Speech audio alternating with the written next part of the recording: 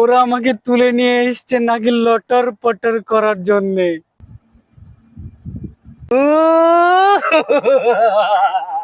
শয়তান, তোরা আমাকে ধরে নিয়ে আসলি কেন? লটার পাটার করার জন্য। শয়তান, তোরা আমাকে ছেড়ে দে।